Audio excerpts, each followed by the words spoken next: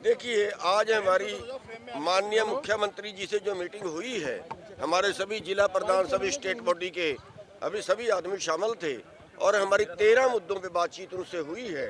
उनमें एक मुद्दा तो ये है कि जो सरकार ने अभी जो मंडियां तोड़ रहे हैं, प्राइवेट एरिया को मंडी बनाने का जो उन्होंने वो भेजा है, तो उसके बारे हुई है। उसके बारे हमने माननीय मुख्यमंत्री जी को कहा है कि हमें हरियाणा में ये कबूल नहीं है।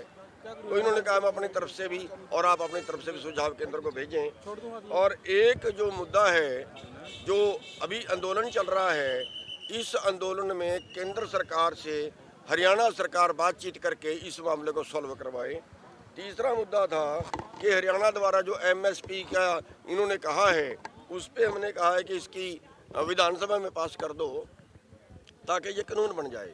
उन्होंने ये आश्वासन दिया कि ये कानून ही है, कहीं भी जो है इसकी उल्लंघना नहीं होगी। और एक गन्ने का हमने भाव मांगा था, तो कि भी गन्ना इस बार कम है, अगले साल और पट जाएगा, और तो वो मुद्दा है। और जो नए और पुराने मुकदमे हैं, आंदोलन जो बड़ा आंदोलन हुआ उसके पहले के कुछ मुकदमे, उसके बाद के कुछ मुकदमे पेंडिंग है, वो वापस करने की मांग थी। किसान क्रेडिट कार्ड और लिमिट पे जो है वो बीमा करने की बात थी। पिछले जो है सोसाइटियों का जो काफ़ी समय से उनकी लिमिट नहीं बढ़ाई गई और नए केस नहीं कर रहे, तो उनकी मांग थी। एक मिनट जी, मैं बता तो दूँ जी सारी। एक 8वीं मांग थी कि मनरेगा को एग्रीकल्चर से जोड़ा जाए, और एक मांग थी धान का जो सूखे का पैसा था वो कुछ नहीं गया, वो अभी दिया जाए। और एक मांग थी जो मंडी के अंदर उठान में देरी होती है उसका आड़ती को ही पावर हो कि उसी पैसे उसी रकम में अगर आड़ती खुद उठाना चाहे तो खुद उठा ले।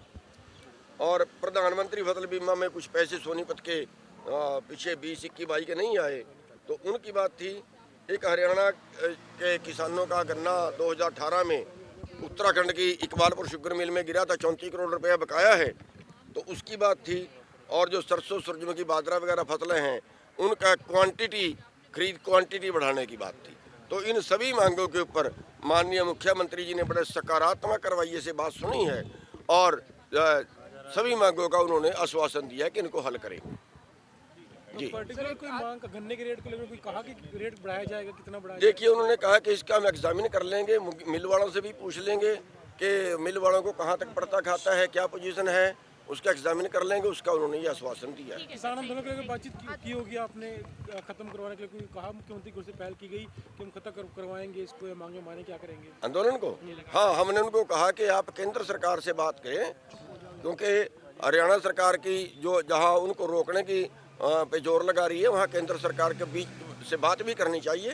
केंद्र सरकार से बात करके इस मामले को सुलटाएं। मीटिंग सुप्रीम कोर्ट की कमेटी की है पंचकुला में, सर उसमें किसान नेता नहीं गए जो थे, वो कह रहे हैं कि हम सीधे केंद्र से बात करेंगे, हाई कोर्ट या सुप्रीम कोर्ट की कमेटी। देखिए, वो उनका लगता है कि एक देखिए, यहाँ तक सुप्रीम कोर्ट की कमेटी से बात करने का इनकार पर सवाल है। मैं कोई टिप्पणी तो नहीं करना चाहूँगा, लेकिन बातचीत कभी बंद नहीं होनी चाहिए। देशों की, मुल्कों की जो लड़ाइयाँ होती हैं, उनका भी बातचीत पे हल निकलता है।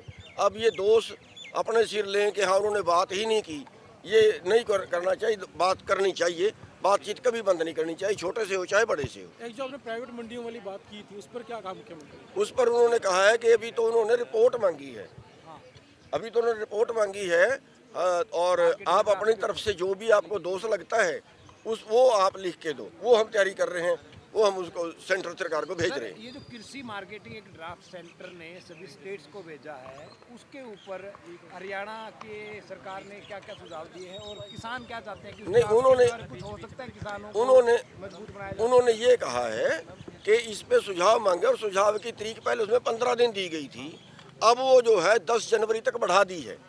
तो अब हमें उसका जवाब देने का टाइम मिल गया है, अब हम उसका जवाब जो है वो देंगे।